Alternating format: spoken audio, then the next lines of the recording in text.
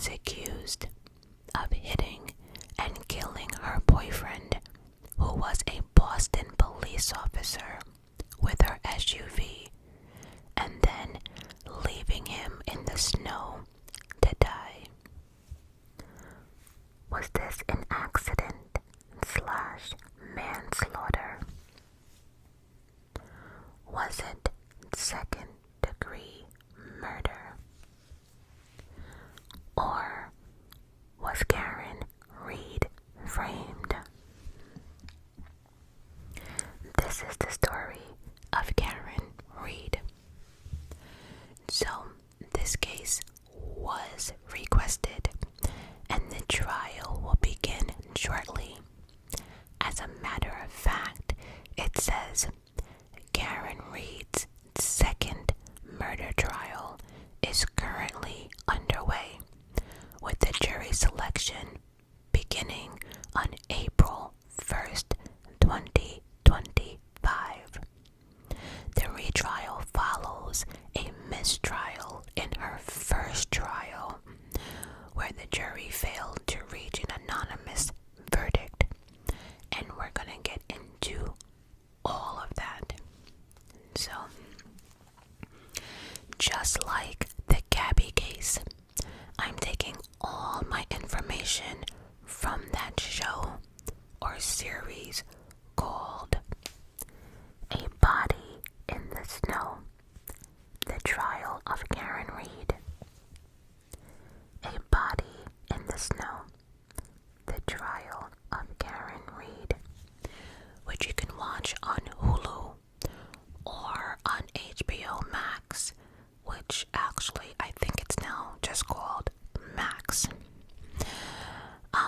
But on this series, we're hearing both sides, the body cam, video, court files, audio, so I'm getting all my information from that show, and I think it's 5 episodes, I do believe.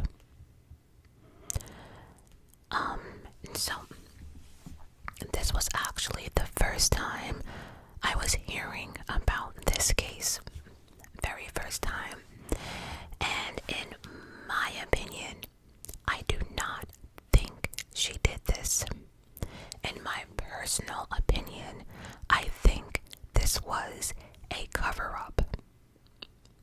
And in this video, we are going to break down why I think that. And so, as usual, there will be timestamps down below, and I'll be breaking down each episode, so you guys don't have to run and watch it, but I do suggest you do watch it. But after you watch this video, heads up, I will be putting this video on YouTube, but most likely sometime later this week or next Sunday.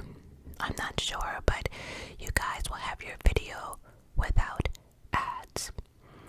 So this case is definitely something to talk about with family and friends. Just to give you heads up, I will be skipping where they were born, childhood, college. I'm going to be skipping all of that because I actually want to focus on the case. And honestly, on both sides, there is nothing in their background, childhood, college, anything that matters in this story. Like, none of that matters, like, at all. And so I want to focus on what's really important. So without further ado, let's just get to episode 1. So Karen Reed was 44 years old at the time of filming this series. She has never been married, does not have any kids, worked in financial services company for decades and now is up for murder of a Boston police officer, which she can spend the rest of her life in prison. Second-degree murder. Now, John O'Keefe was 46 years old when he passed away and had been a police officer with the Boston Police Department for 16 years. And so, overall, nobody had anything bad to say about either one of them, Karen or John. Both parties. They're both outgoing, loving people. They were just both liked and loved by family and friends. I mean, I couldn't find anything bad about either one, but I do want to point out that John, very important, that John had a brother who was also a Boston police officer, and I point this out for a reason. So, John and Karen met on February 2004 through a friend of his from high school. They dated for a few weeks, went their separate ways because of life. I think she either went to school or had a job far away, but again, dated for a little bit, separated because of life. And then in 2021, during the pandemic / lockdown, they found each other again on Facebook. This is where Karen finds out that John had been taking care of his 5 nieces and nephews because his sister had passed away of cancer. Karen made it very, very clear that she never really thought about having children. Just wasn't something she cared about, but she definitely cared for the children that John was taking care of. Again, overall, nobody had anything bad to say about the two being together. Both circles liked the other circle. Everyone got along. But in life, sometimes looks can be deceiving, and people never, ever know what's really going on behind closed doors. January 28th, 2022. The two, Karen and John, argued on the morning of the 28th. Most of the arguments had to do with the kids because John thought that Karen spoiled them way too much. There is a text message that they showed just to kind of give us an example on how John really felt. And in the text message that he wrote to Karen, it reads, "I'm sorry. This has been an issue with me for 8 years.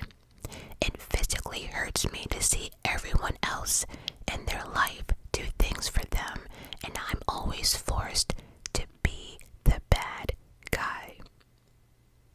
And that text message from Karen's mouth pissed her off. Now, Boston was getting ready for this massive snowstorm that would have brought in snow totals that Boston has never seen before. And even though Karen was arguing with John earlier that morning, she'd rather be snowed up or snowed in where John and the kids were, because they always had fun together no matter what. And Karen spoke to her father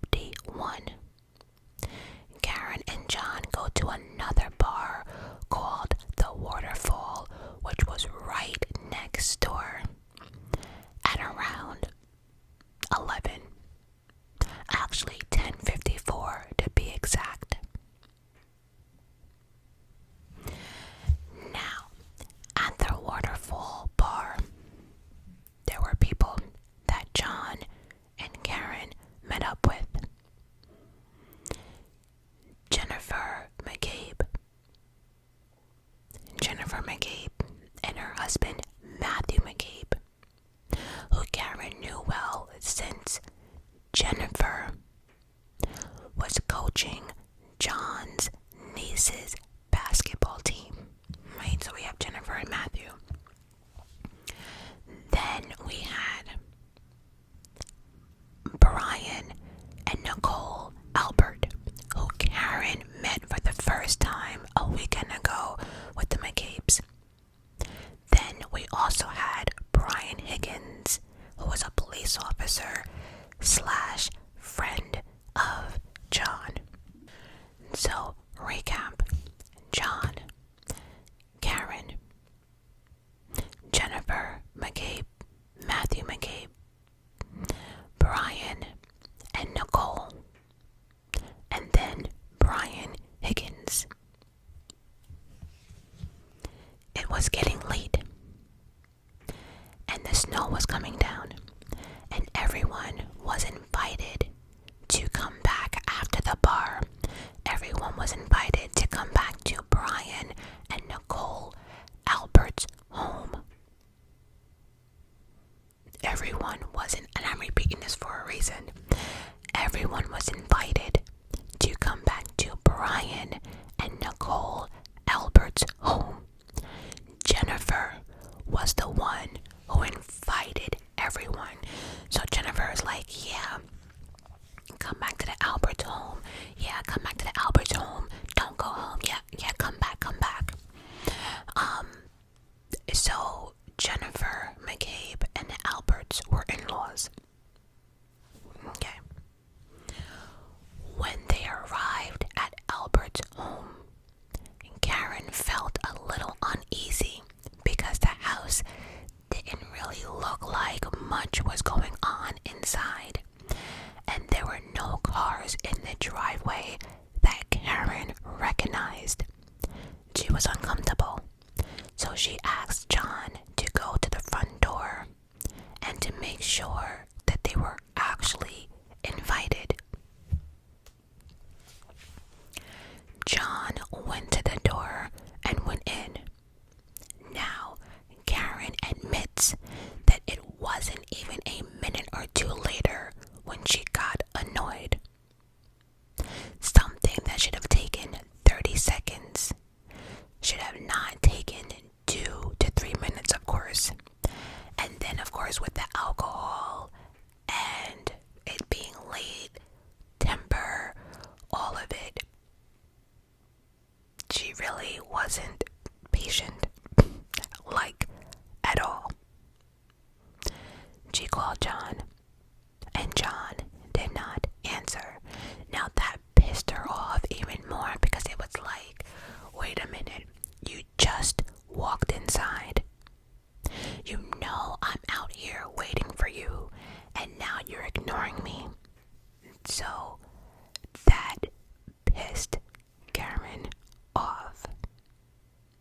And then she's like, you know, the fact that you walked inside, didn't even answer, didn't even like wave out the door or nothing.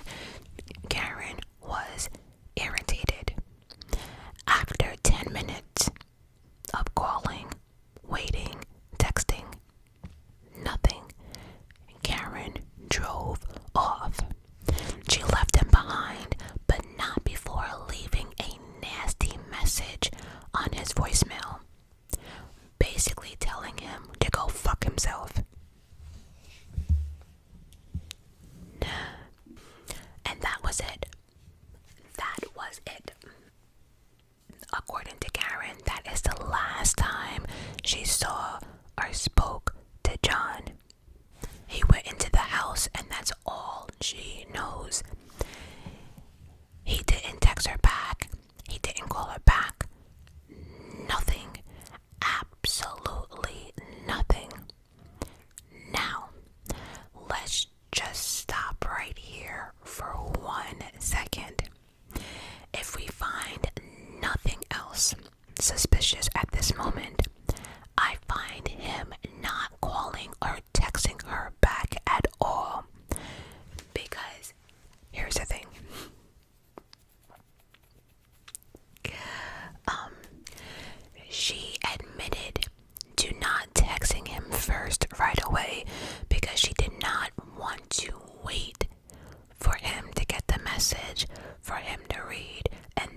respond back. So Karen was straight calling. I just can't imagine somebody knowing that somebody's outside waiting for them to look at the phone and just completely ignore and then never call back or even text back.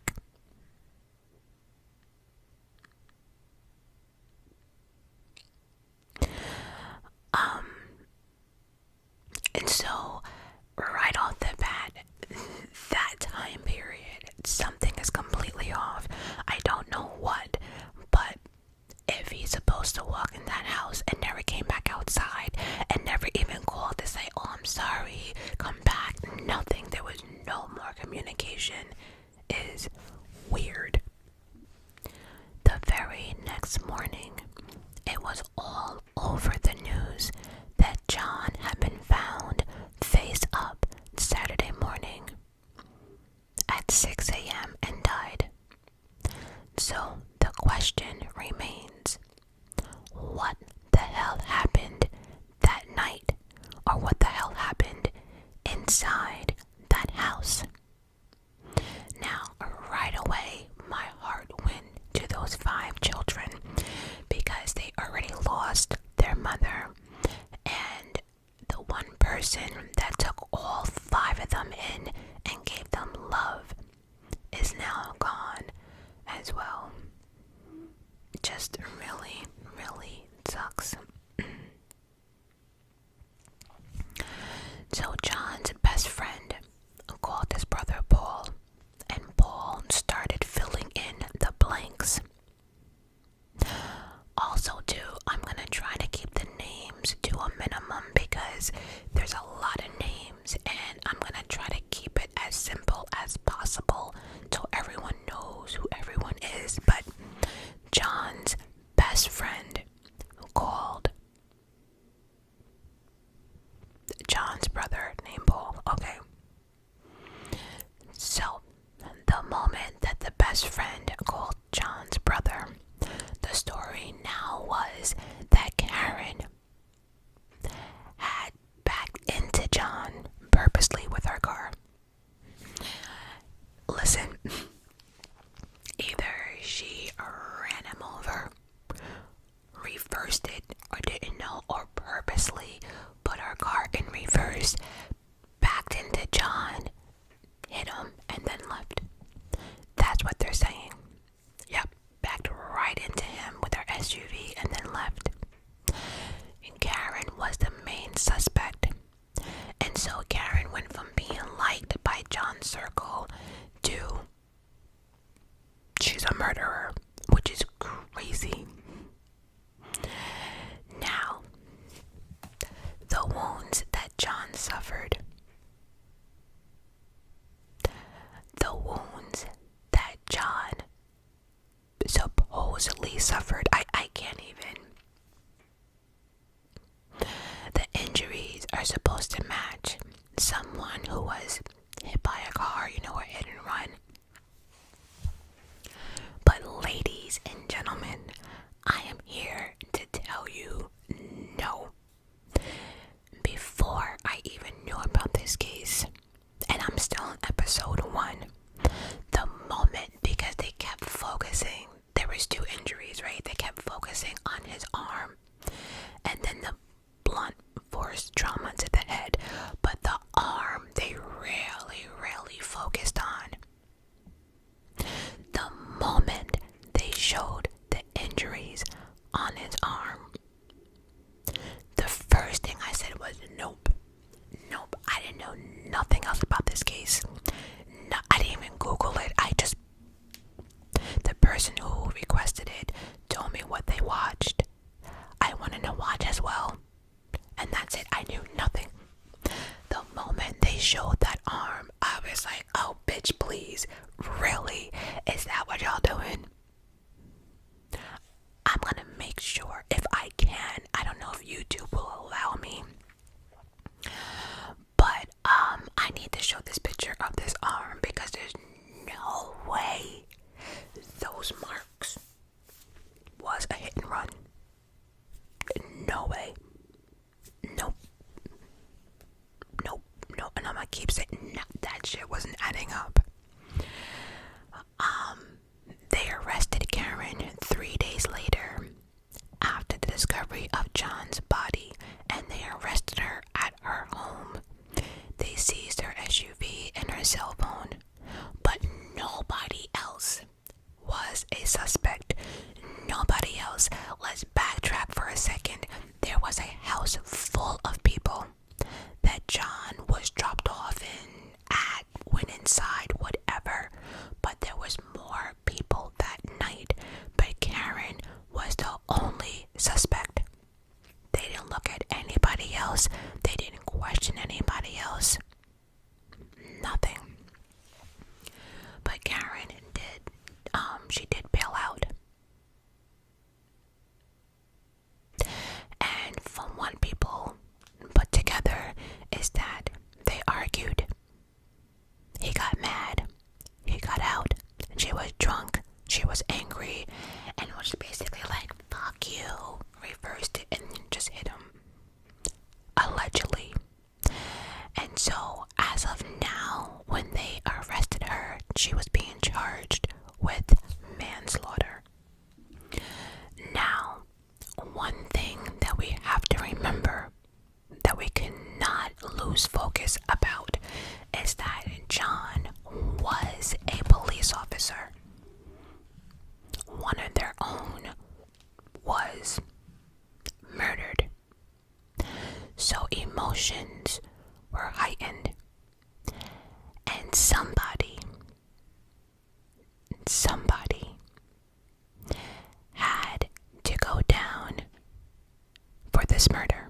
They were not going to let this go. Like, at all. And we all know how cops act when one of their own has been attacked or missing or whatever else. Now, Karen Reed had a hell of a legal team, and there's no need to talk about their resume because no one's going to remember it. But she had a lawyer by the name of Alan Jackson. I will say though that Alan Jackson and his team dealt with a lot of high criminal murder cases or celebrity cases. But Alan Jackson actually helped a Saudi Arabian prince who was accused of SA. He also defended NBA player facing domestic charges, and then Kevin Spacey. And I will just leave it at that. But she had a hell of a legal team. He was no dummy, okay? He was no dummy because even the moment that he looked at the autopsy pictures, he even shook his head. There's no way a vehicle did that. There's no way. The arm picture gave it away. John was laid to rest, and I must say everyone did come out and show their love and support. Nothing more I can really say about that.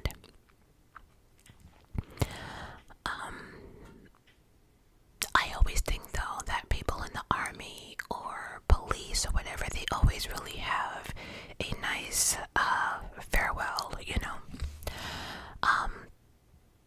Now there was a stay away order from John's family, so Karen was not able to attend the funeral, the burial, memorial, nothing.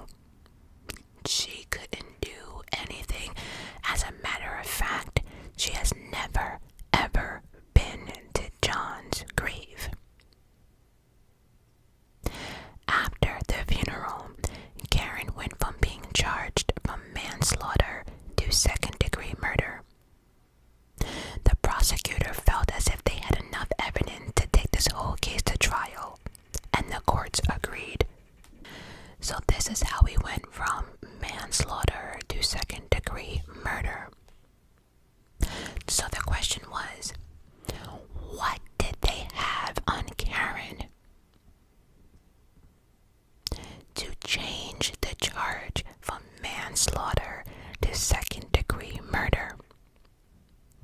Karen was now rearrested for second-degree murder, meaning with the second-degree murder there was intent, and that this was not an accident. If it was an accident in their eyes, she would have been, that charge of manslaughter would have stuck, but again, there was no evidence up to this point, but they changed it from manslaughter to second-degree murder. But then, remember, I was telling you that they talked to nobody. Karen was the only suspect, all of it. But then, Karen's team receives an anonymous phone call, and almost like a whisper, they suggested that they look closer to the people who lived inside the house that John was found. Again, it said look at the people inside the house. Remember, it was the Alberts' house. So basically, someone saying something is not adding up. Now, eventually, they did speak to the anonymous caller and in person, and although he had nothing else to give or any more information, it kind of gave people an idea that maybe, just maybe, someone else was involved. Maybe this was a setup. And would it be such a bad thing if they look at the occupants who lived in the house? Or maybe the people at the gathering, the people at the bars, like, again, they spoke to no one else except Karen. So without that anonymous call or tip, we're not even sure if the investigation would have went further than Karen. So now, new scenario was that John got into some type of confrontation inside the house and was placed outside to die. And the plan was to frame the drunk girlfriend, the only person of the night that was missing. Remember, everyone else, even at the bar, was at this house. Karen was the only one missing. So, was this a police cover-up? And if so, who are they covering for? Everyone in that house could now potentially be a suspect. Now, let's talk this out real quick. Brian Albert, the owner of the house, he is the Boston police sergeant, head of the fugitive unit team. The body, where the party was and when the body was found, Brian Albert, police sergeant, head of the fugitive team. Brian Higgins, ATF agent and friends with the chief of the Canton Police Department, who again John worked for. This whole situation happened outside of a police officer's house, and there was more than one cop present.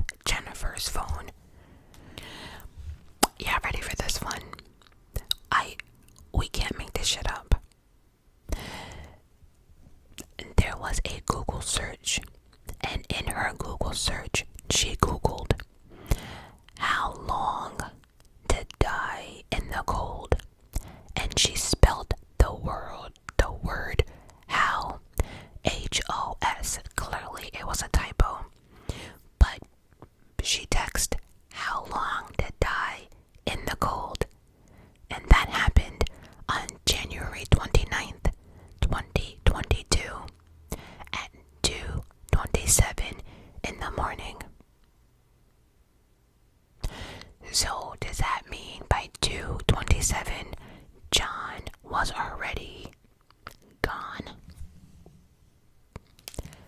Stay tuned for episode 2.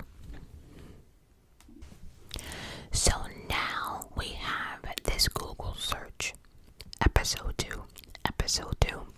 We now have this Google search, and anybody that had a social media platform, podcast, whatever, was letting the world know that Karen was not the one out here Googling how to die in the cold at 2:27 in the morning. And so now that the word is out, now people are wondering, was this really a police cover-up? So now we went from Karen did it to, wait a minute, shit ain't adding up.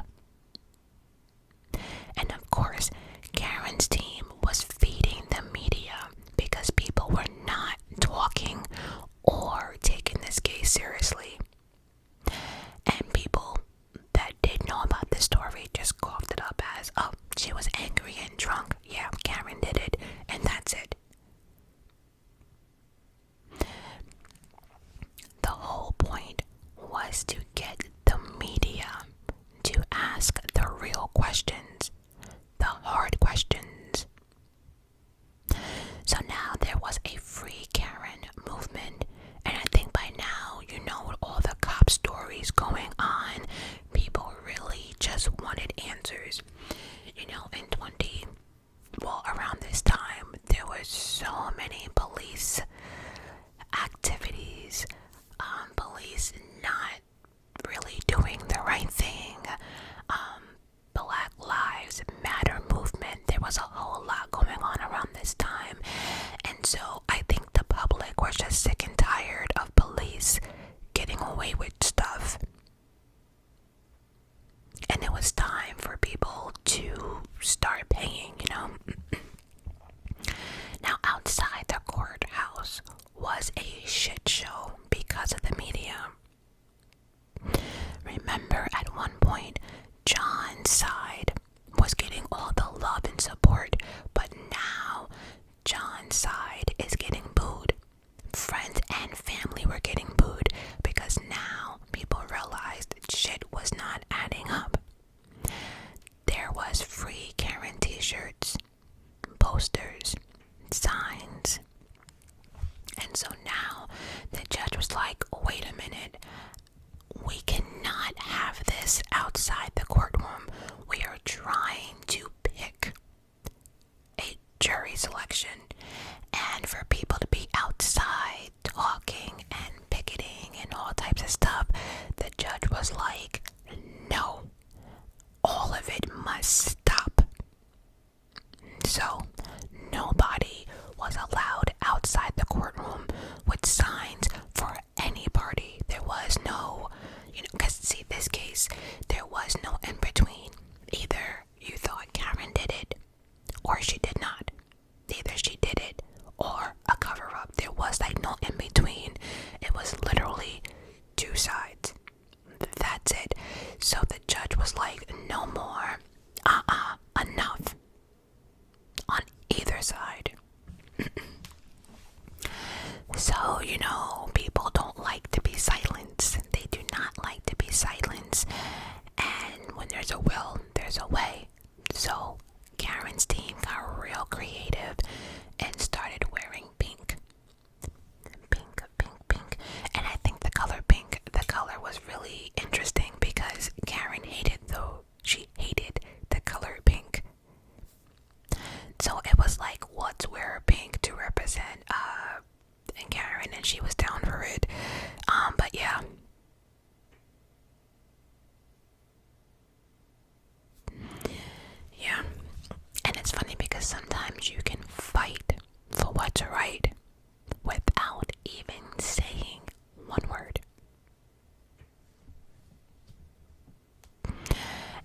mentioned, the judge really wanted the media to go away because it was really hard to select a jury. The story was everywhere. And at this point, everyone kind of formed their own opinion.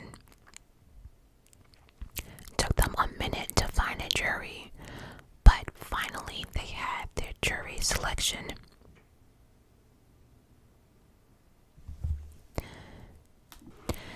Her first trial began on April 29th, 2024, and today is April 12th, almost exactly 1 year. She's back for the second trial. So, up first, Jennifer McCabe. No, who's Jennifer? I am not letting Jennifer off the hook, like, at all. So, remember Jennifer? Jennifer was the one of the last people to be out with John that night. She was out drinking with him. She was also the one to invite everyone back to the house for the after party. She was the one home that night, and was also the one that did the Google search on how long to die in the cold. Jennifer is also the coach of John's niece's basketball team. That Jennifer, I am not letting up that Google search, or we're gonna get to that, but yeah. So, Jennifer's on the stand. They asked Jennifer, what did her and Karen spoke about? She said that Karen had basically just vented about how her and John were getting into fights, the arguments, because of the kids. Just a venting convo, because they want to know what happened that night. Was anything different? Was Karen and John arguing? Was her attitude this, and that? But Jennifer just said, you know what? It was just Karen just venting like anybody else. This is where we find out that they have footage of the crew bar hopping. So we see exactly what's going on that night.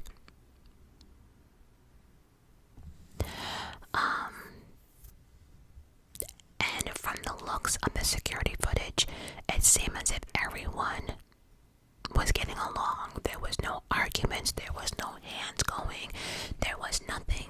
Everyone was just taking shots, laughing, hugging here, hugging there, but no signs of any anger, arguments, nothing. Jennifer then admits that evening that it was getting late, and that she invited everyone back to our brother-in-law's house. So Jennifer was inviting everyone back to the Alberts' house, which were her in-laws. So everyone decided to go to the Alberts for additional drinks. Jennifer arrives at the house before John and Karen. So Jennifer's saying she got there first. Jennifer then says she decided to look out the window because she wanted to know where was John and Karen. Remember, it was snowing. There was a storm going on, so she was concerned. She decided to look out the window, and when she did, she initially saw Karen's SUV in the street in front of the house. So Jennifer texted John, here. She texted, here,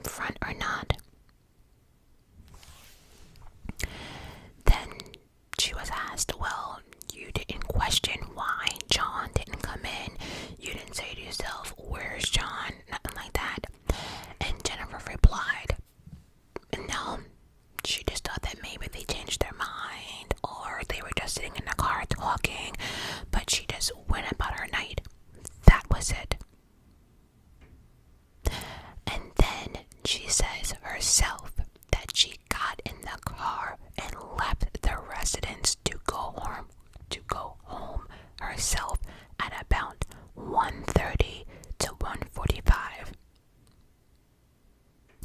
So, backtrack.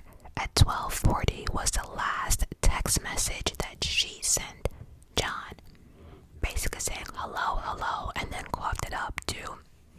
Maybe they didn't want to come in. And then at 1:30, between 1:30 and 1:45, Jennifer gets in her own car and goes home.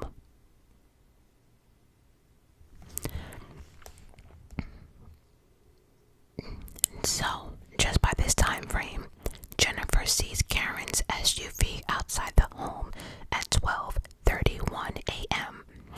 Karen is calling John at 12:33 a.m. Remember, he did not answer, and that's when Karen is already leaving voice messages and cursing him out.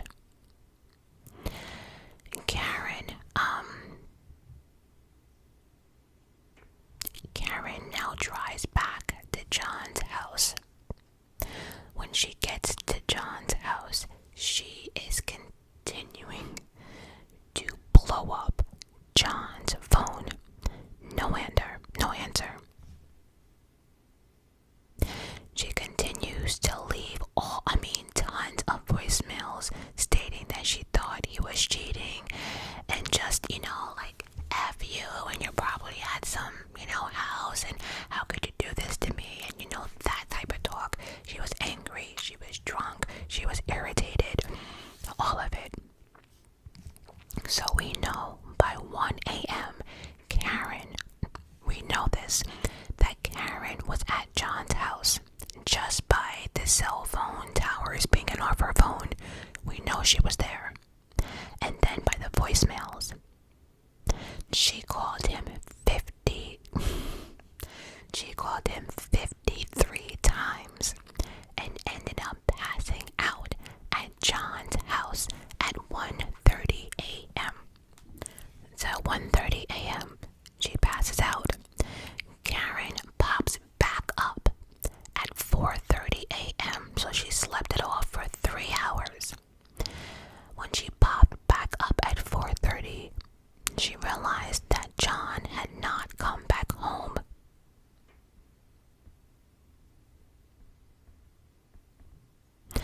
And then we hear the voice message. And this voicemail at around 4:30, she's no longer yelling or angry. She's now in full panic mode. Like, where are you? Why haven't you come home? Are you okay? You didn't even call me back. Where are you? Now, again, straight panic. And we cannot forget that there was a blizzard going on outside. Karen proceeds to call all his friends. All of it. So now after 4:30, she's calling everyone, and nobody has seen John. Karen calls Jennifer at 4:52 a.m. looking for John. Karen then explained to Jennifer that John did not come home and she left him. Alright, and then she left him at the house. Back up. No. Okay. Karen then explains to Jennifer, because again, Karen is calling Jennifer looking for John. Karen explains to Jennifer that John did not come home and that she left him at the bar at the waterfall. That's when Jennifer informs Karen that she saw her outside the Albert's house that night. And again, this is what Jennifer is saying on the stand.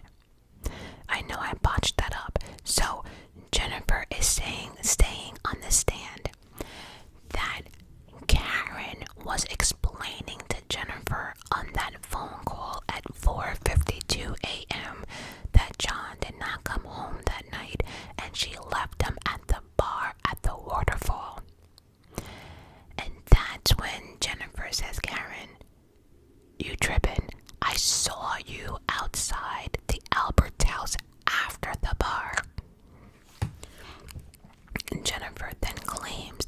Karen said that she did not remember going to the house, and then all of a sudden, Karen starts screaming, Jen, did I hit him? Did I hit him? And then Jennifer says this is when Karen informed her that she had a broken tail light.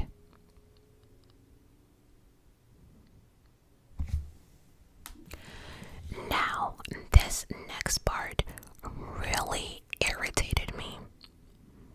John's best friend. I was irritated. And Karen made a dozen calls after she woke up at 4:30 in the morning trying to figure out why John didn't come home and where he was.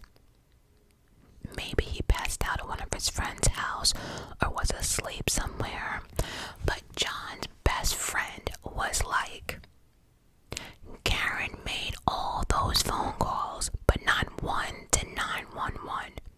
And if she called 911 that night, John would still be here. And that's when I was like, nope, try again, nice try.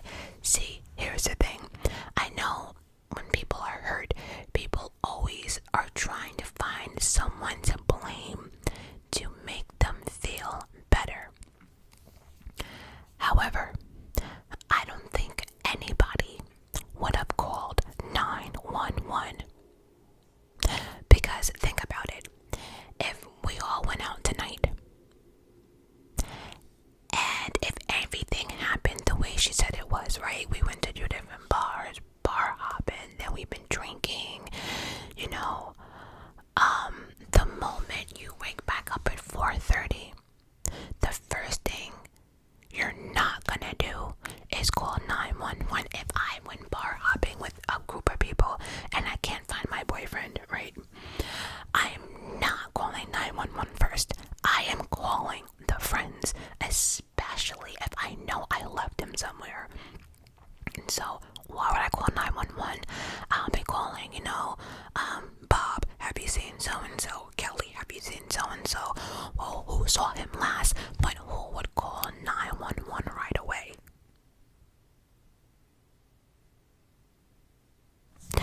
And then Jennifer told Karen to come pick her up, and together they would go look for John. So my question is, how come John's best friend is not blaming Jennifer for not suggesting to call 911? Matter of fact, how come none of the friends that she called suggested themselves to call 911? She made more than 53 phone calls that night, that morning. What did I tell y'all? 53 phone calls throughout the night, right? 53 phone calls before she got home, and then she made a dozen phone calls after 4:30 in the morning. So those people that she called, how come the best friend is not blaming them for not calling 911? She was doing what everyone would have done, call the people that John might have been with. And then once you call all the friends and everything else, and if no one's seen him, then you call 911. But for the best friend to suggest that she should call 911 right away, nice try. And then, now that I think about it, if she did call 911, the police wouldn't have done shit anyway. He wasn't missing for like 24 hours. So, okay. Again, I understand the emotions are high, but and he said it with his whole chest. He was just like, yeah, and if she called 911 when she's supposed to, he might have been here still. Nice try, because then what about everybody else? So anyway, so Karen called a female friend who was really close to John, and for the life of me, she only popped out a few times, but I didn't write her name down, so apologies.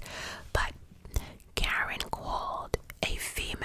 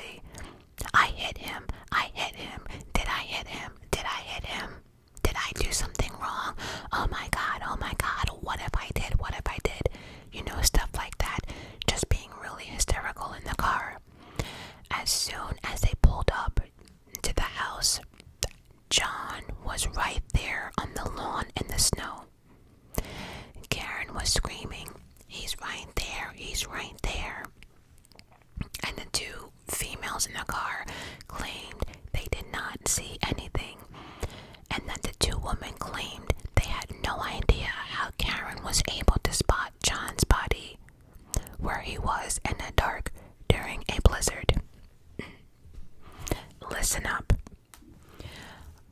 I know many people don't see snow who watch me, but I'm here to tell you that I live in New York and I see snow all the time, right? That being said, I have witnessed 20 inches of snow, 16, 13, 15, like more than I can count, right? That being said, when there is a blizzard, especially the night that it's happening, anything that's on a lawn, a street, or something, it is very noticeable. It's like, because snow is pure white, right, when it first hits. So, it being pure white, anything against it, laying in it, especially at night, will look like a shadow, but you cannot miss it. Secondly, when snow falls the first time, or when it first does, right, it is very, very fluffy. It's soft. It's everything, right? So if you have a lawn covered in snow, and then there's a body, you're gonna see an indent. You're gonna see it. There's no, I cannot explain anything else. There's no way of missing it. Anything in the snow looks like a big black shadow. So what I'm trying to say is, I'm not surprised that Karen saw something in the snow. There's just, it's, you know,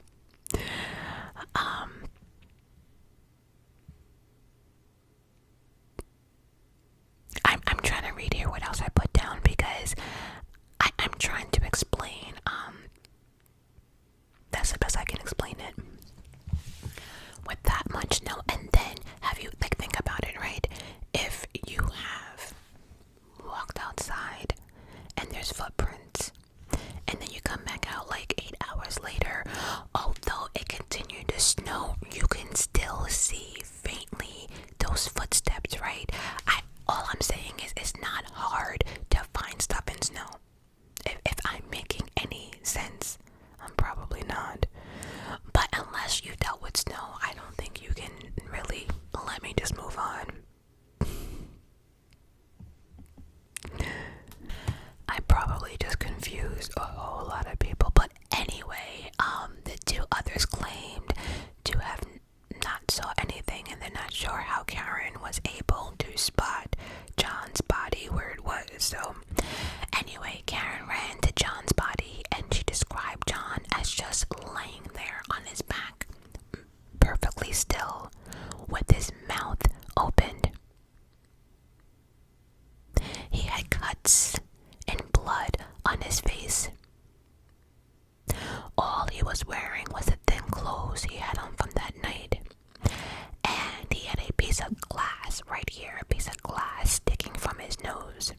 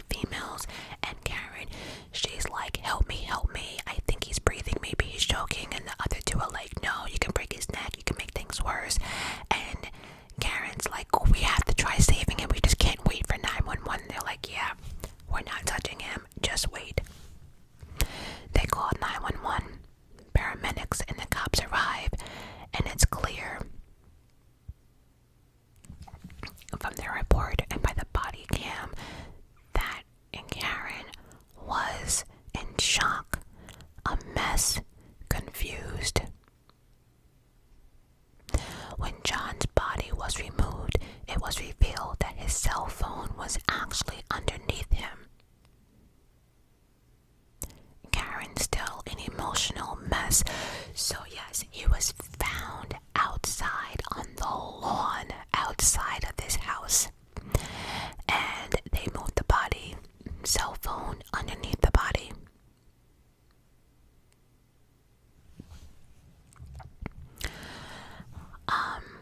I also want to make it clear that I'm going back and forth between Jennifer and the best female friend.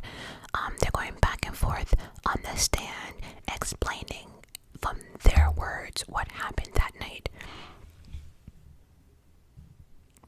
But Jennifer claims that once John's body was removed, more officers were on the scene. So it was like they had a few officers. Once they figured out who he was and everything else, more officers were now on the scene, asking her questions.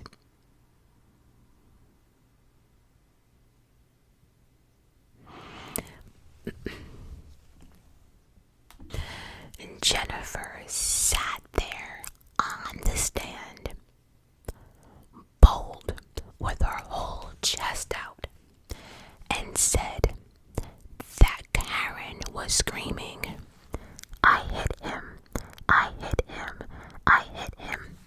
She was adamant that she said it 3 times. Then we had the paramedics and the cops on scene, who was also adamant that Karen was confessing. And they all, every person on that scene that came, they all said that Karen said 3 times.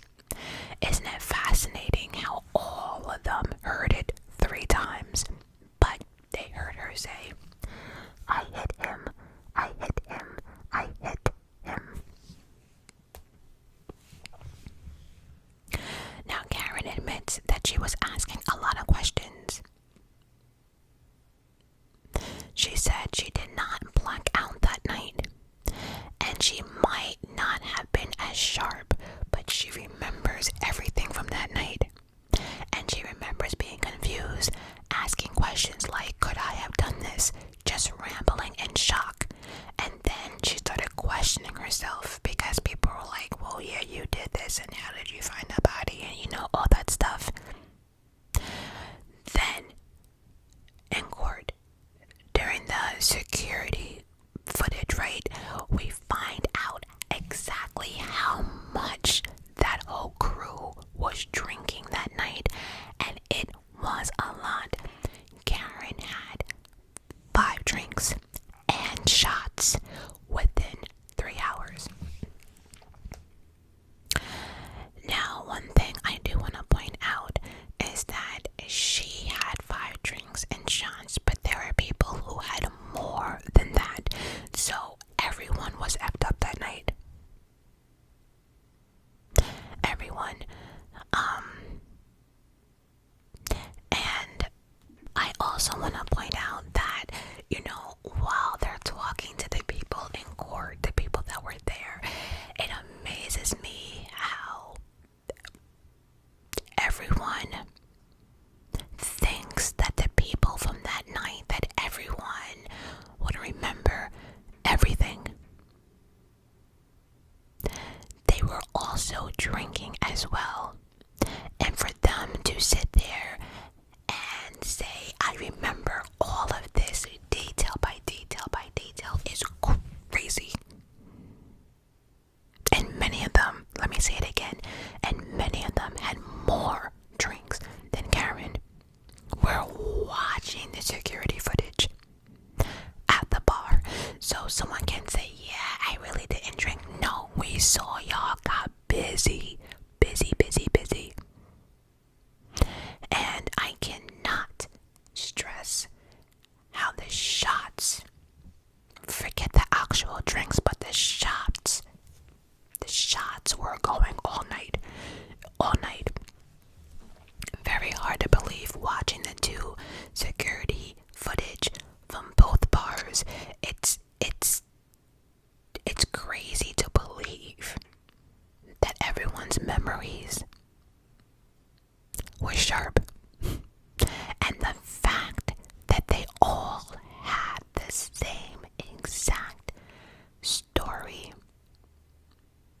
is crazy. Everyone was drinking, but miraculously, everyone has the same damn story. Now, some of y'all watching, y'all have been out with your friends on a effed up weekend, right? Come on. And coming together, nobody ever has the same story. Anyway.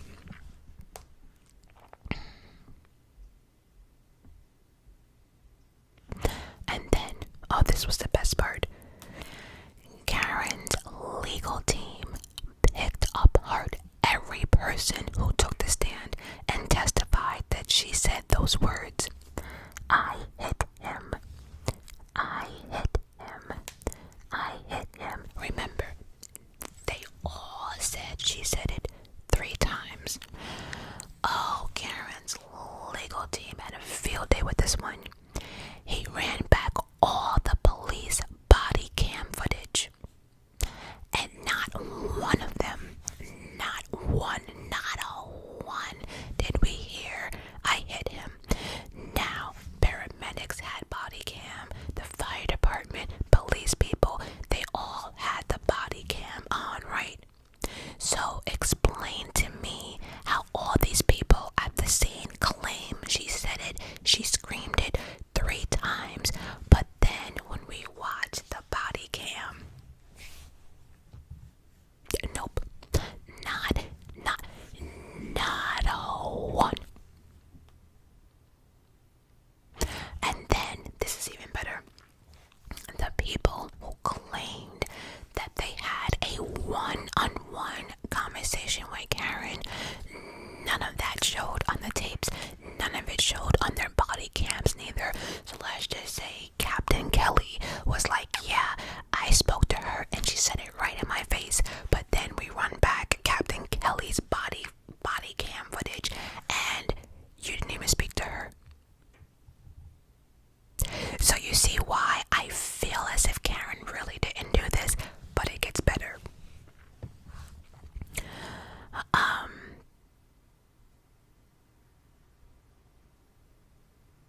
You know, I just want to say, when they asked one of the people on the stand, like, well, sir, can you explain to us why we don't see any interaction with you and Karen, but you're telling us that she said to you specifically, I hit him. That's crazy. And so, if the people who interacted with her claim they interacted with her, but now that we see on the body cam that they did not, how does everyone have the same story? How is it possible they all witnessed and heard the same thing? If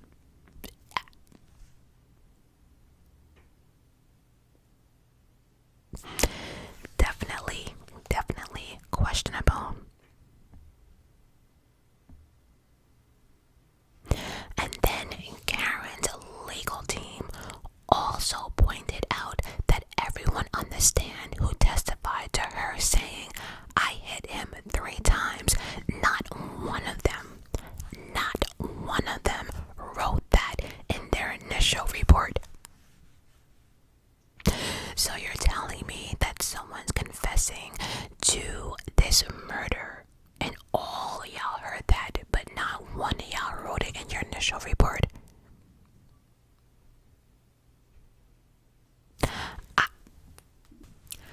But you know what we do hear on those tapes? We hear Karen screaming, is he dead? Is he dead? Is he dead? That is definitely a difference between I hit him than asking, is he dead? We also hear Karen say, my boyfriend, I left him and he never came home. We hear all of that, but we do not hear those famous words, I hit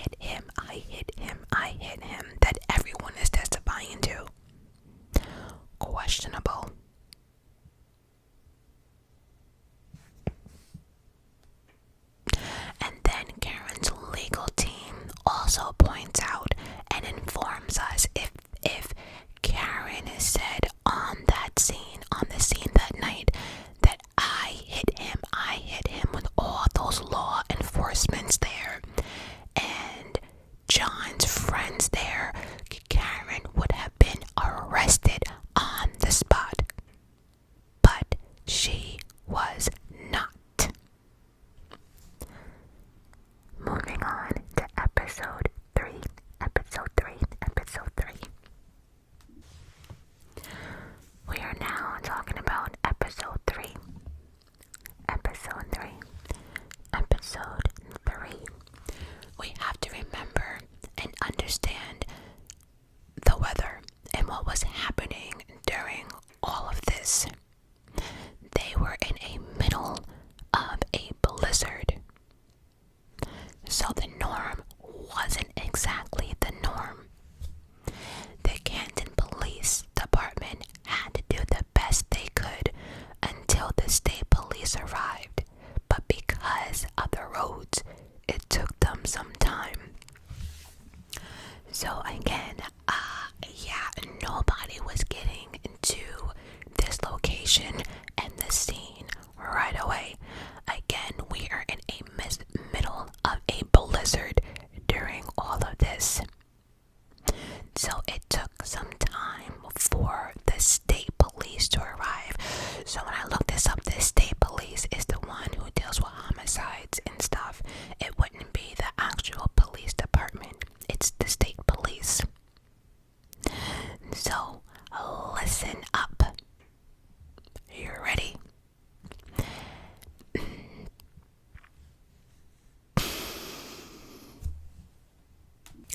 A leaf blower and snow blower was used to try to melt the snow around the area. And let me just say this again. When it snows the first time, or the first night, or whatever, the snow is really, really fluffy. Very, very fluffy, very wet. It's easy to, go through. After about, I would say a day or a couple of hours, depending how cold it is, that snow can get very, very hard. But as of now, it was soft and fluffy, and so they were able to melt the snow around the area. And this was at 7:30 a.m. 1.5 hours since John was found. Follow what I'm saying. All they found that morning was small pieces of glass that appeared to be from a cocktail glass from the night prior, and blood from the scene. The Canton police, because again they were waiting for the state police, the Canton police put the evidence, which was the glass, and it was secured in a evidence bag. And it wasn't an evidence bag, it was actually a Stop and Shop grocery bag. And then the blood that they found in the scene, they scooped it up and placed it in 6 red Solo cups. Yup, Solo cups you see at the barbecue. Yup, those cups. The entire courtroom was in shock. Nothing was secure properly. And again, I have here the evidence bag that the cop was so proud to say, yeah, we put it in evidence bag. The evidence bag was a Stop and Shop grocery paper bag. So it was clear that the police department did not have the knowledge to secure anything. But in their defense, they were working in a blizzard. Something that they were not used to. But like a pixie cup,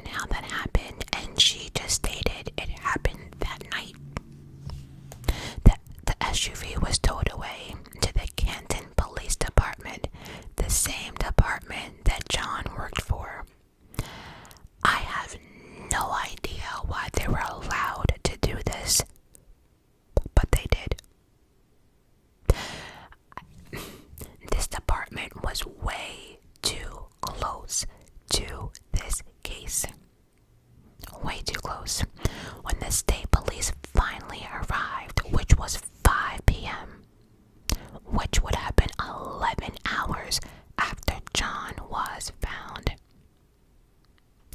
11 hours after John was found, now at 5 o'clock.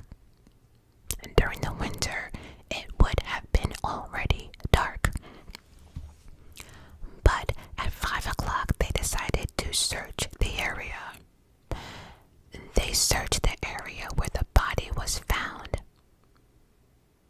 And remember, to them, this was a hit and run.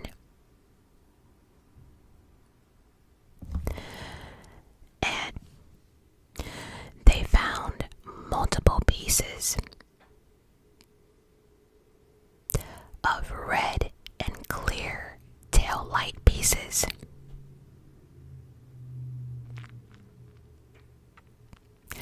So again, in their eyes, this was a hit and run, and they're looking for a broken glass, and we cannot forget the sneaker of John that's missing. All of a sudden, they found multiple pieces of red and clear tail light pieces, and they found it with their shovels. So you remember earlier that they had a leaf blower and a snow blower, and they searched the area, right? They found nothing but a few pieces of glass, right?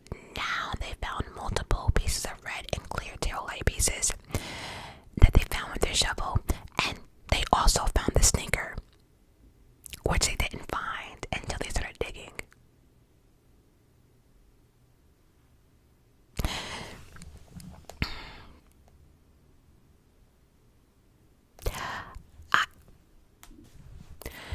So this is the order that they want us to believe. They found a piece of tail light. Then they found the sneaker. And then after the sneaker, then they found multiple pieces of tail light that came from Cameron's SUV. And then they also found microscopic pieces of tail light on John's clothing. Yep. Now, Karen, let's go back to Karen. Karen decides to go through the Ring camera at John's house. She decides to go to the Ring camera at John's house, and that's when she discovered on camera that she backed out and accidentally hit John's car. So as she's going through the footage of that night, she realizes that when she was backing out of John's house that evening, that she actually backed into John's car. They tried to say that she didn't really hit John's car, but then when they zoomed in, it's clear that when she backed out, we can clearly see her back out, hit John's car. You see the car kind of go like this, so we do know that she did hit the car. But the defense was like, if that's the case, there should be some tail light pieces near John's car where she hit. And that was at 5:07 in the morning, which means if that's the case, then that's when she was heading out to pick up Jennifer and the female friend, because as per the Ring cam that she was watching, it happened at 5:07. But they did not find any glass piece or any type of anything in the back of the house where she supposedly hit John's car. Some say, okay, she hit the car, but her tail light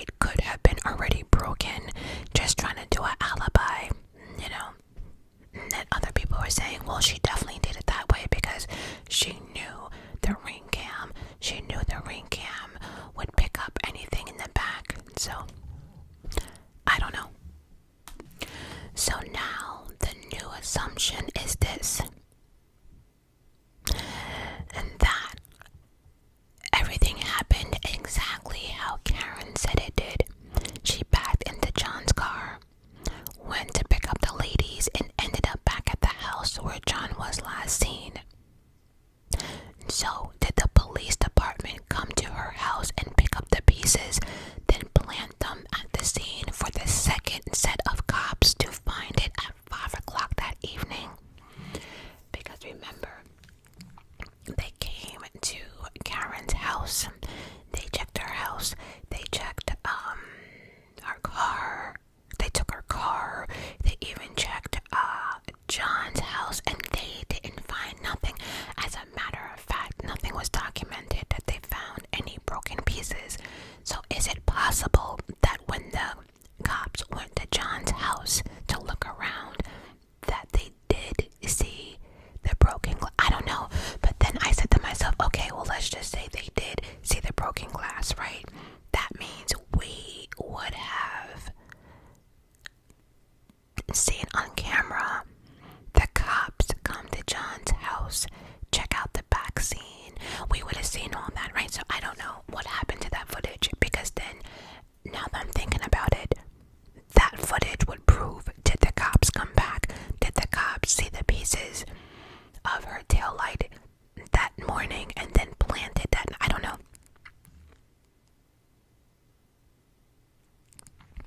But many think that was an opportunity for the cops to grab some pieces and plant them.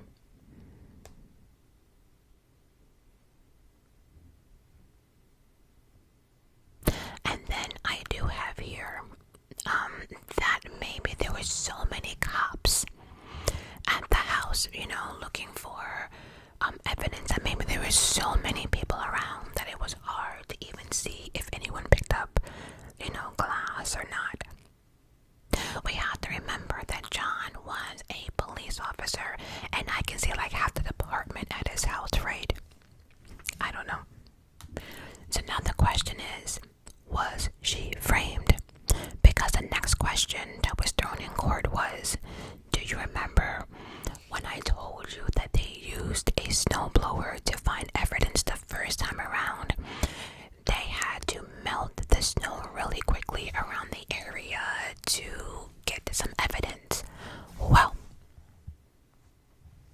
the question was asked to the guy who had the snowblower and the leaf blower and any blower he had out there. They asked him, did you find 45 pieces of taillight? Because here's the thing, how do we go from not finding a taillight at all from the first search to the second search popping out 45 pieces of taillight? And of course the guy who did the original search, he said no, he did not find any pieces. He found what he found that was in the report. That was it. So I just can't figure out how they used shovel and snowblower and all this stuff the first time around, didn't find anything, but now the second time around you're finding shoes and shit. You're finding, like, I don't know.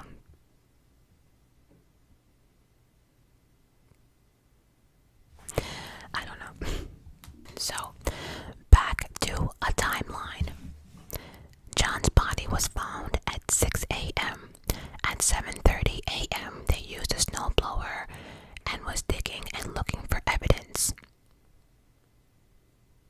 That's at 7:30 in the morning.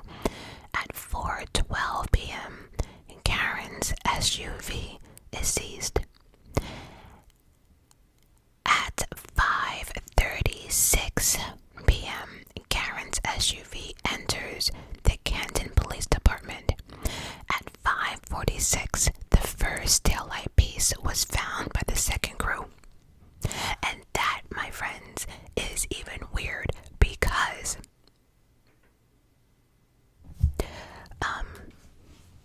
follow me. This would mean that the car was examined where Brian Albert's brother works and where John's brother works as well, who are detectives. So that would mean that the car was at the police department. That would mean from 5 p.m. when the second crew arrived, they did not find anything from 5 o'clock to 5:46. So for 46 minutes on that lawn, and of course many people would start where the body was found, right? So you're telling me for 46 46 minutes. No evidence was found. Nothing. But then, after 46 minutes, you find one piece. Then you find the sneaker. And then you find 45 more pieces. That doesn't sound wild to anybody. And if you think about it, that's strange because the first crew already cleared the scene, right? So you search the same area that the first crew already used, like their tools and stuff with. No. And the moment they found that 45th piece of tail light, they packed up and left. You would think that, okay, well, damn, we didn't find nothing. Now we're finding all of this. So how do you not know there's more? Nope. After they picked up that last piece of glass, they packed up theirs and left right away. That's weird. And I have it written here. It wasn't like the pieces they found were tucked away somewhere. They were just chilling on top of the snow. So how did anyone not see like glass glisten? I just don't get it. They were just laying on top, just chilling, not like under the snow, as per the photos that they took. And so if you guys did not have to dig for it, you know,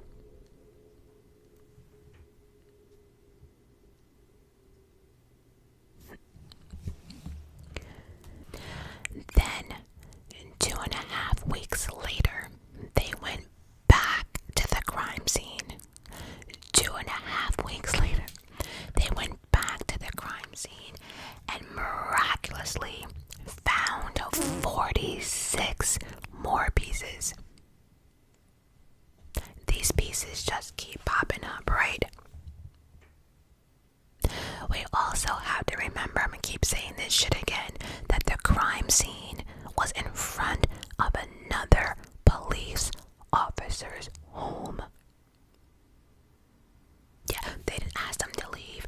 They didn't ask them to relocate. Nope, they were allowed to stay on their property and do as they please. Yep. And so this next part was lovely. It just was like bam.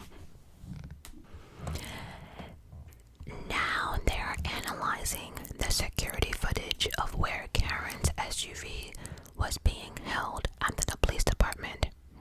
And so the following questions were asked to those who were searching the car.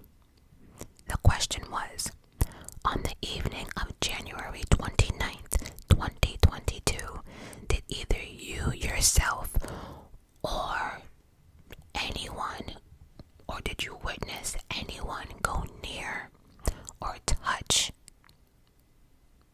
or manipulate the back taillight? The answer was no. Then we see the video. It's clear that no one went on that side of the car near the taillight. And what we're seeing is Karen's passenger side of the SUV. So we thought. So we're looking at it, and as us looking, it's the passenger side of the SUV is pointed to our direction. So we're like, okay, well, maybe the cops did not do it. We clearly see when the car was pulled in. We clearly see where people are standing. So damn, nobody went by that taillight. Damn, thought we had him. But then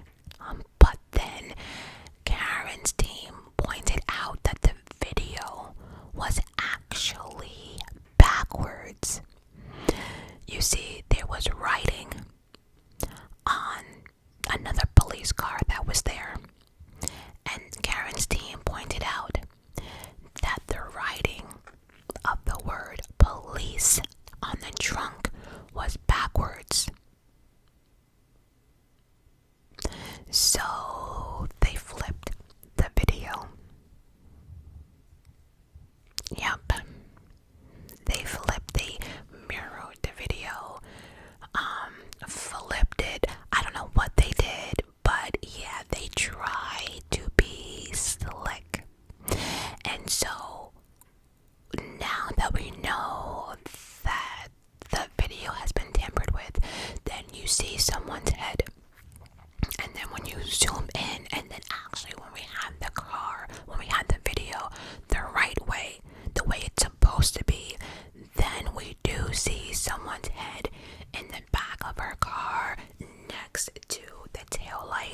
some fuckery. So my question is, why did the police department try to mirror the video or flip it to make it look one way? It's like, why? What are you hiding? What is all this nonsense that you're trying to hide? And so the jury saw this like, I don't know.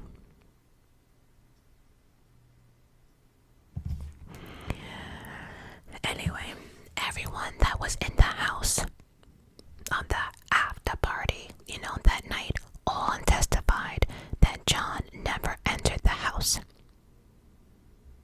So the lingering question is, did John ever enter that house? Because here's the thing. There was a lot of people at that house that night. And we also had the older kids and then their friends. And so maybe the music was loud. Maybe people were drunk. Maybe they had all the lights off. And I don't know. Like, I've been to house parties.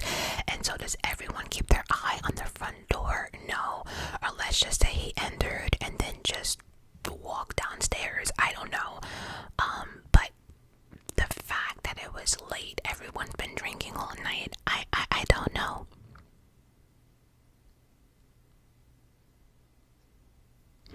And then there's a possibility maybe maybe he did not enter the house. Maybe he never went in, I don't know.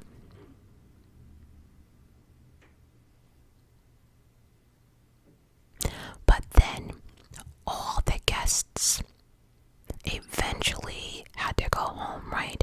And nobody saw John's body out there. And okay, so there was a driveway, and where everyone was parked, the lawn would be here. So it wasn't like you wouldn't be able to see anything if John's body was out there. And then from my understanding, right, the way people had to back out and go that way, their headlights would have like flashed over there. But nobody saw anything. But then it could be a possibility that no one saw anything when they left, because number one, there was a blizzard outside. Number two, it was cold and people were trying to get from the house to the car to, hop in, start their heat on, and again, a blizzard. If you've never been in a blizzard, when it's snowing that hard with the wind, you really can't see much like that. But again, if I had to cough it up too, people just darted out to the car, got in, and left. Or it could be that John just was not outside on the lawn at that hour. I don't know. But then we had one of the kids' friend who left the house around 1:45. When she came out, she said she noticed something on the lawn, and that was at 1:45. She saw a black blur or something. And that was my point from earlier. It's very hard to not see something in snow, if that makes sense. And fresh snow at that. But of course, she thought nothing of it. And of course, she didn't think it was a body. It could have been a bag of clothes or like garbage, or she didn't even know her bag or some sort, but she did see something on the lawn. Now, Brian Albert, the owner of the house, the cop, the one that would know how to cover up stuff if needed, he was up next on the stand. Claims he didn't hear anything, he didn't see anything. It's even worse. What's worse is that he said that him and his wife were asleep. He did not come out of his house, not one time. Even when John's body was found, he never came out once to see what the commotion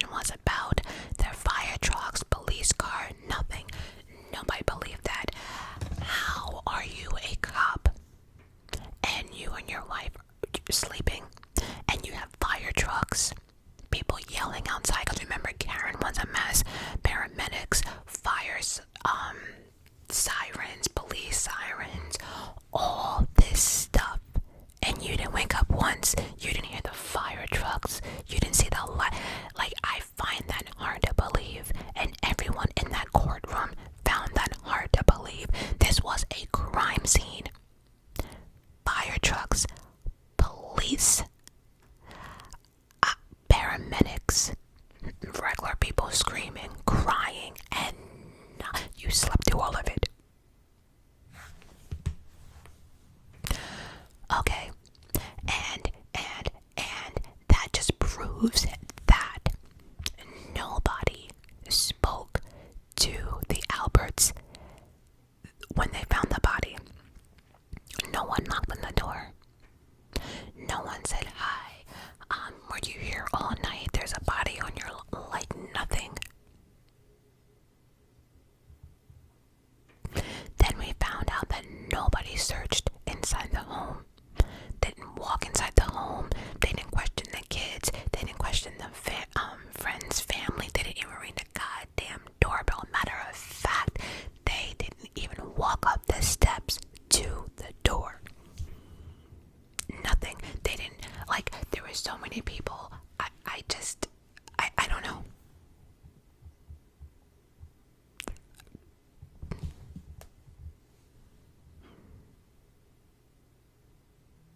I don't know. So in my eyes, I think it's safe to say that something probably happened inside that home. Because, and I think the cops knew. That's why the cops didn't go inside. They didn't knock on the door or nothing. It gave whoever inside the house how many hours to clean up whatever happened. That's crazy.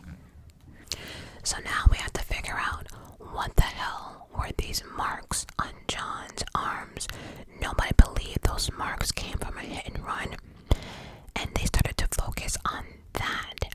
And then it was noted that maybe they were bite or scratch marks from a dog. If you look at the photo, it does not look like a hit and run. It looks like someone was scratching or biting, or he was trying to defend himself from something. But it did not look like a hit and run. And guess what? The Alberts had a dog. They had a German Shepherd named Chloe, to be exact, who was 70 to 90 pounds, that was inside the house that night.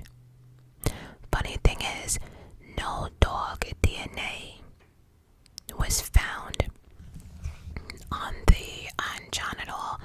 No dog DNA, but they found pig DNA. Then we find out that dog treats would carry pig DNA, like bacon bits or bacon, whatever.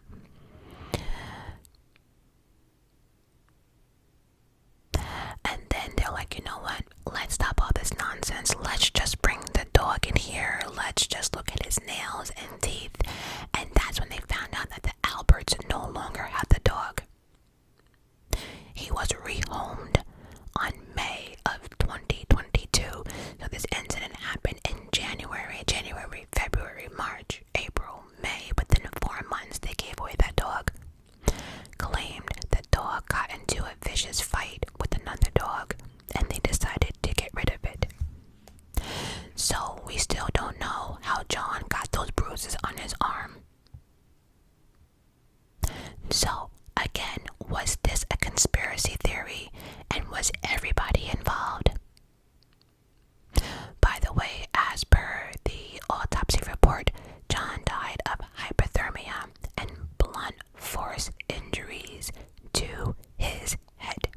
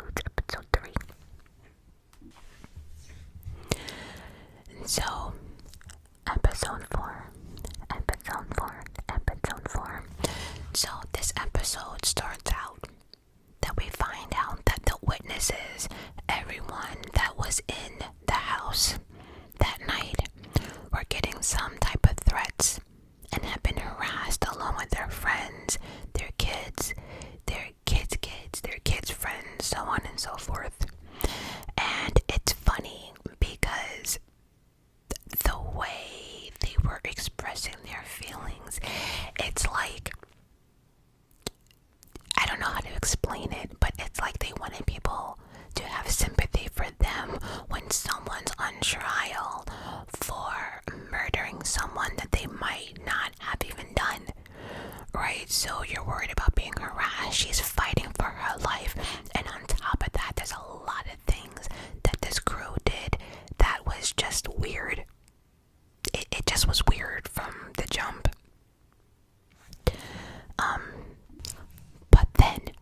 But then we find out that a few months before John's death, Brian Higgins and Karen had been flirting back and forth. They read out the messages and it was cringe. As an adult, it was cringe. It was really cringy to listen to because it was like reading a high school text message like, you like me, you do, since when? Well, I like you too, and when did you like me first? Well, I noticed you. It just was, it just seemed as if two little kids finding love for their first time. It was just really, really weird.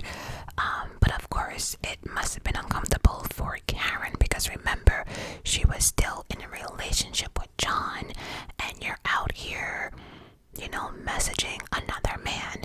And then for Brian, it's like you knew you worked with John, both of y'all are cops, and you're going after his girlfriend. And so it just, there was nothing sexual, but we did find out that they did kiss, but nothing more. And all this really did was just prove that there was trouble in paradise, and then the relationship was coming to an end.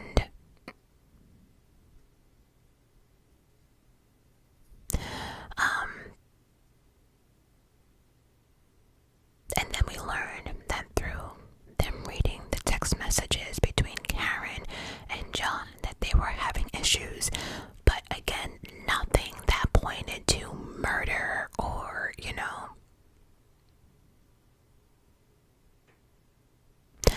Of course, once they read the text messages out loud, it did put Karen in a bad light, but it also gave Brian a motive to kill John. Because here's the thing, throughout this whole thing, I kept saying, well, why? What's the motive? What's the motive? Was it plotted, but for what? It wasn't like Karen would, get the kids if she killed John. It wasn't like they were married and she wasn't gonna get, money. And it's clear she likes someone else. So I know people have killed for less. It just doesn't, I don't know. But then it also gave Brian not a reason to kill, but it makes more sense that if something happened that night and they argued, Brian wanting Karen, it would have held more of a problem. You know what I mean? Like a joke that would have been laughable before had some type of meaning behind it, because now he wants the girl. Am I making sense? Maybe not. Anyway, they did go through everyone's phone, and they do find out that the two Bryans, I hope you guys been paying attention to the names, but the two Bryans spoke later that night and into the early morning. Now, if that's the case, I thought Brian Higgins told everybody that he slept through everything and the entire night. So if that's the case, why does a phone record show that that was not the case, that you called the other Brian throughout the night and even into the morning? Him and Brian were in communication with each other more than once that night at 2:22 a.m. So he got caught in a lie.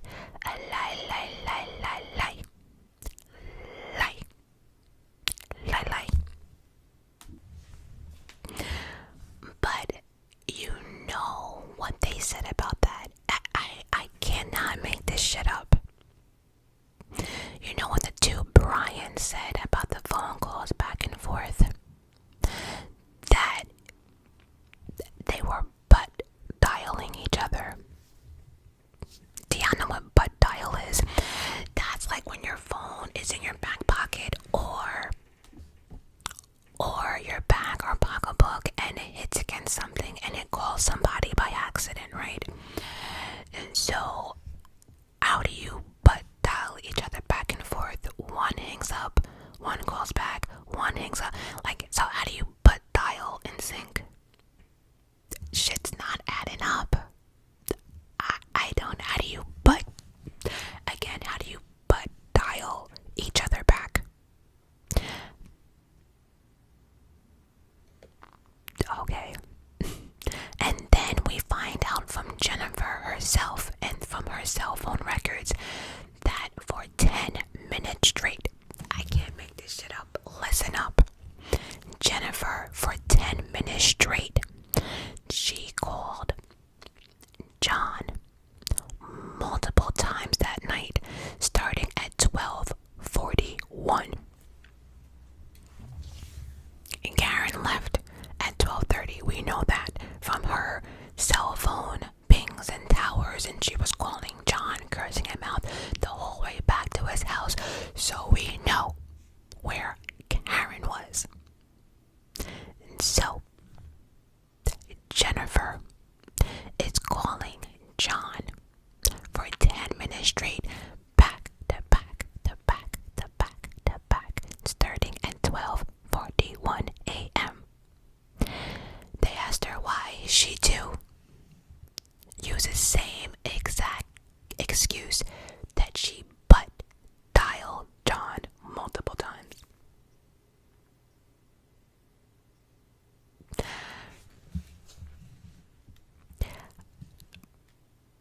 Again, because see, in order for you to butt dial someone, that means that your butt would have had to hang up that call, and then you would have to butt dial them again, then do it again, and then call again.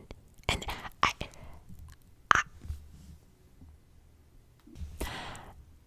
so that would mean that there were 8 butt dials in 2 hours that night between 3 different people in the same time frame.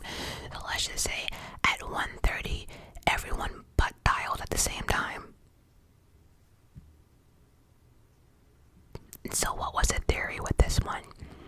Karen's legal team thinks that something happened in the house to John. Most likely was beaten up, and after whatever happened, they couldn't find his phone. So Jennifer was calling it multiple times, maybe to locate it. Because here's the thing, that would make sense. If something happened, there's a murder, you're like, wait, shit, where's John's phone? No one can find it. So it was like, call his phone, hurry up. So she's calling. Do you hear it? Do you hear it? Hang up, calling it again. Do you hear it? Do you hear it? Because remember, John's phone was actually found underneath him. Don't know.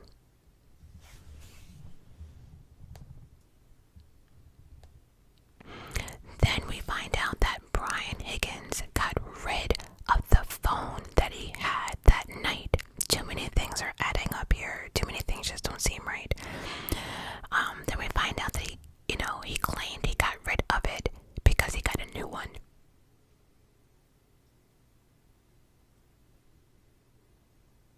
But then we find out that he got into his car, and drove to a Navy base, took out the SIM card of the old phone, and threw them away, and then went to a different location of the base and threw the old phone away. So my question is, why are we doing all of that? Why get in your car, drive to a far Navy base, go to one end, throw out the SIM card, drive to the other end, and throw out the old phone? Like, why are we doing all of this? What are you hiding? Matter of fact, why was that even allowed? Anyway, now the Google Google search on Jennifer's phone, how long to die in the cold. I didn't forget about that. I did not forget about that. That search happened at 2:27 a.m. It was proven that Jennifer Googled how long to die in the cold, but she did it multiple times. She claims that she did that because Karen asked her to do so.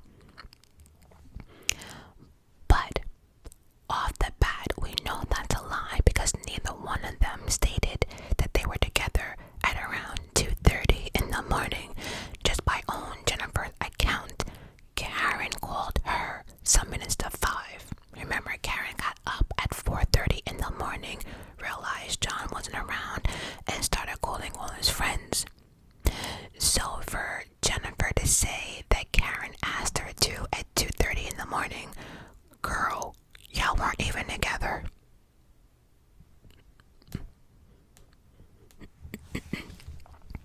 Oh, I have here, as a matter of fact, Jennifer got the phone call a little before 5 a.m. And so the experts then point out that Jennifer Googled how long to die in the cold at 2:27 a.m., then at 6:23 a.m., and then again at 6:24 a.m. Those are the times she Googled searched that same phrase, but then it was also pointed out that the Google search at 2:27 a.m. was actually deleted. She tried to hide and delete that. She tried to delete the 227 Google search. When asked why she did that, she said she never deleted anything. So of course, Karen's legal team points out that Jennifer, this is their defense, they're basically saying that Jennifer made that Google search at 2:27 a.m. because something already happened to John. And of course she denied it.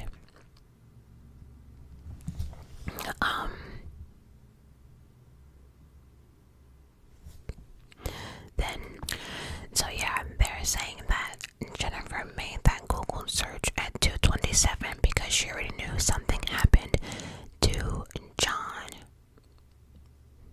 And I do want to point out that that Google search that she did at 2:27, Jennifer would have been at home already because remember, she left the residence at 1:30 to 1:45 to drive home herself. So that Google search happened while she was at home. Then it was a battle of the experts with, the Google search. Two different theories. One said, no, she Googled at 2:27, tried to erase it, and then she Googled at 6:23 and 4 to cover her bases for the 2:27 Google search. The other expert said, nope, try again.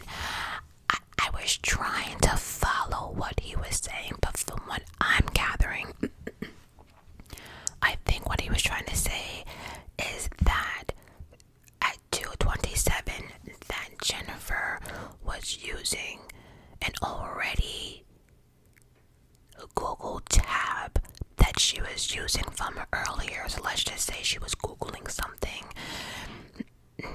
like at 2:30 or whatever, right?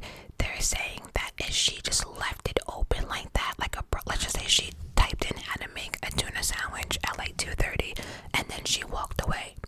And then she came back to her phone and Googled how long, for a dead body to stay in the cold.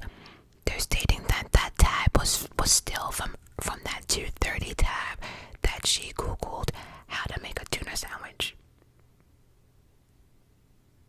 I don't know if that's how it works, but they're basically saying she was using a tab from an earlier Google search, which would have had the same time stamp. I don't know. So basically they're saying she deleted nothing.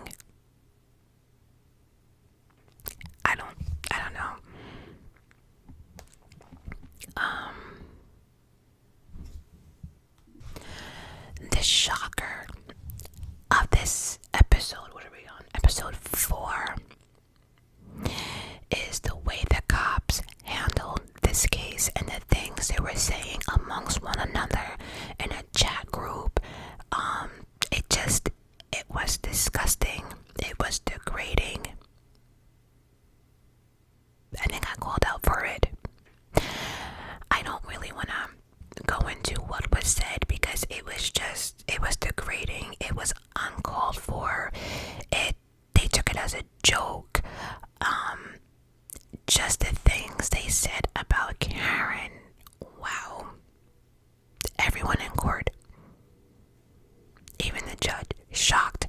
The unprofessionalism that these cops showed through this journey was a wow.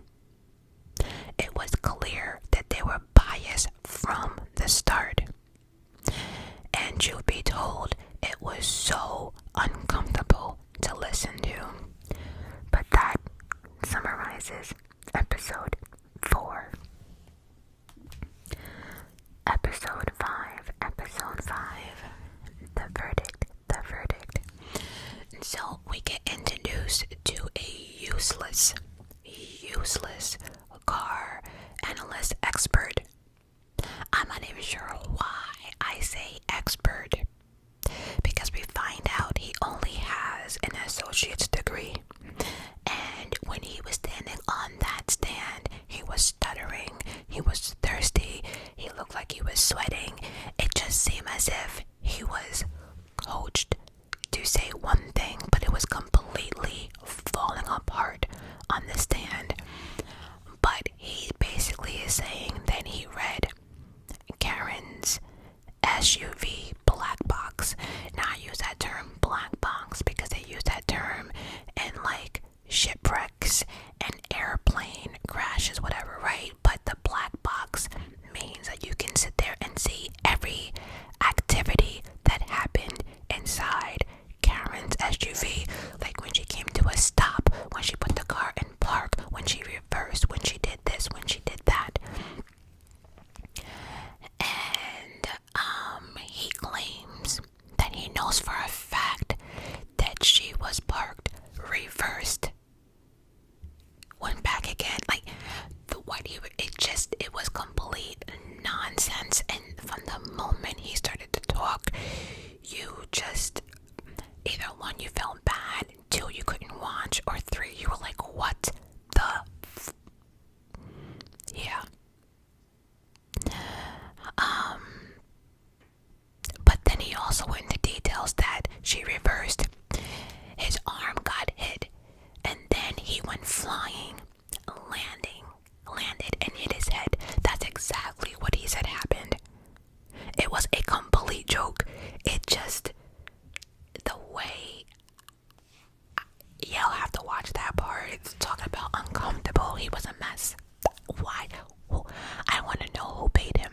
Who made him go up on that stand and do that to himself? Embarrassing.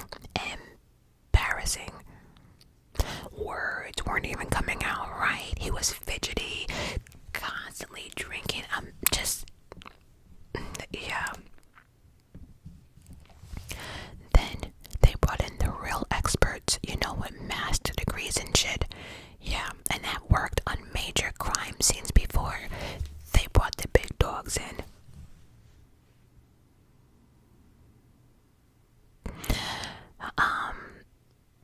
And they basically said that the injuries to John's arm did not match someone backing up and hitting him. We have to remember something. They're talking about the backing up. If your arm is here, right? Let's just say you're here and you're trying to stop like a car coming to get you, right? Or a car's hitting you. You wouldn't be hit here. You would be hit down below. And even if you stop the car, like, wait, what are you doing? The injuries that he had, it still wouldn't. It wouldn't match.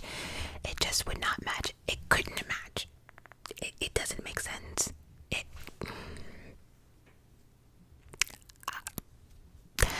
Anyway, they even used a dummy, same size, or a mannequin, same size as John, same height, weight, everything.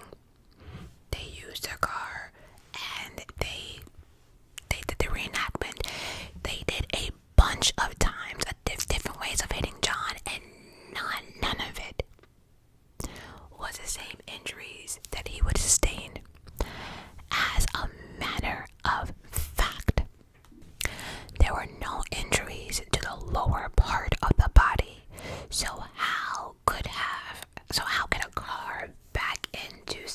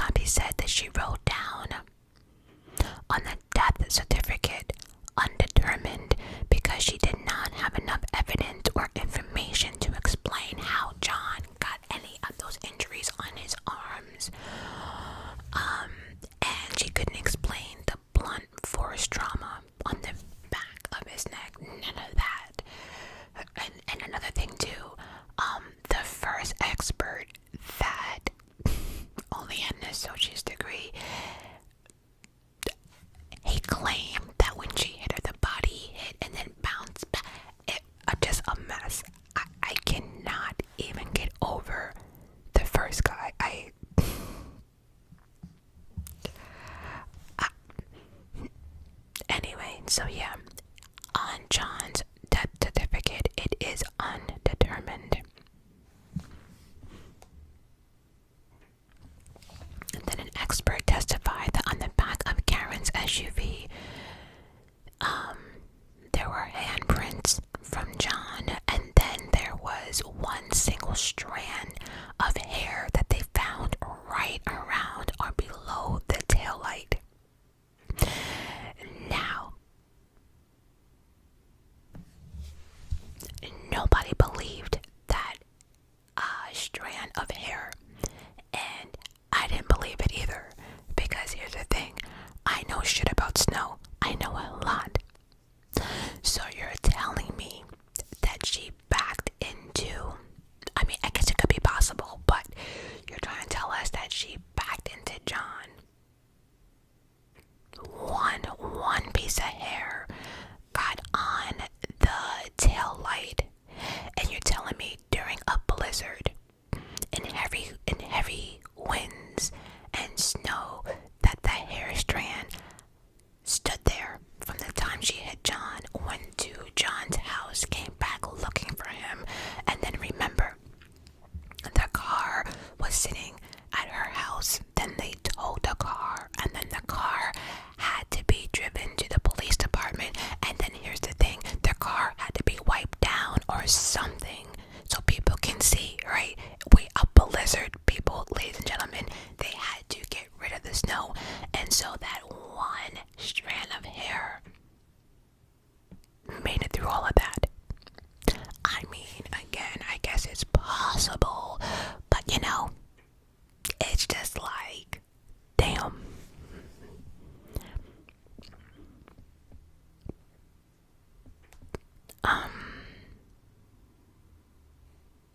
Now we had the so when it snows, there's a lot of people who hit the road, and there's, you know, people who plow the streets, the cities, side streets, whatever. So we had a plow driver from that night. He gets on the stand, and first off, he explains in his truck and about the lights, right? How bright their lights are. There's lights on the side and in the front. And if anyone knows about plow trucks, you know that their lights are bright as, and they don't miss anything, right?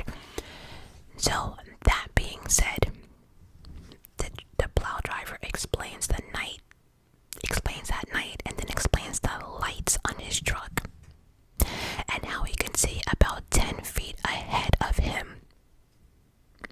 The first pass that he did was at 2:30 to 2:45, and when I say first pass, they go through streets and they plow. That's their first pass, and a lot of times they'll wait a couple more hours and then come back out, and they do the plows throughout the whole night, depending on where you live, because some plow people don't come out until all the snow is done.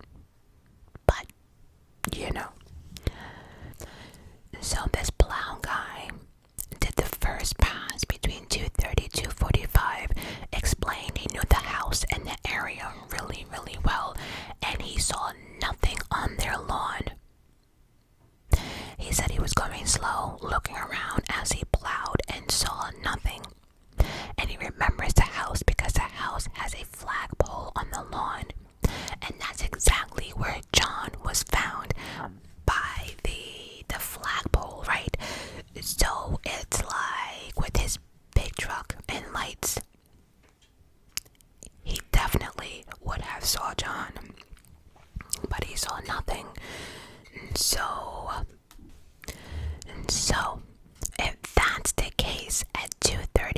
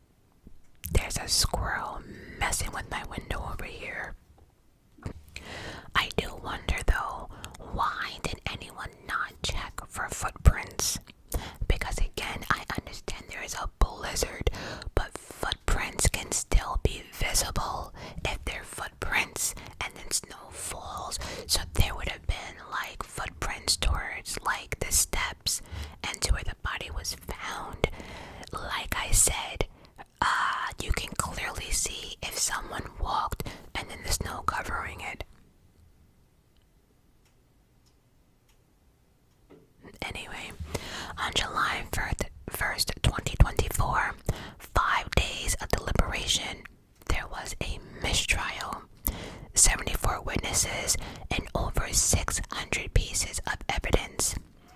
No closure. Mistrial. So, I don't know.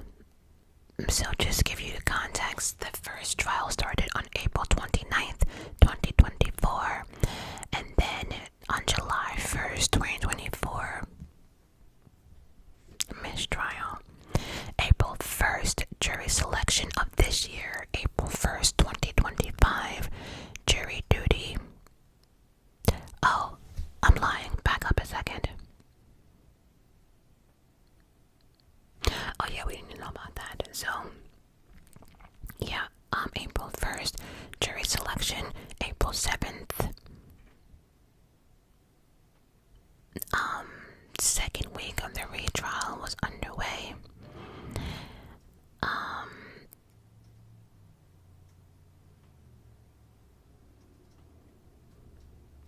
And it also says here on April 7th, Karen Reed asked the Supreme Court to prevent retrial for murder. So anyway, we don't know what is going on with this case. It will be a mistrial, so I will be following this case as it goes on. So please let me know down below, what do you guys think about this case? Do you think it was a setup? Did she do it? Or what do you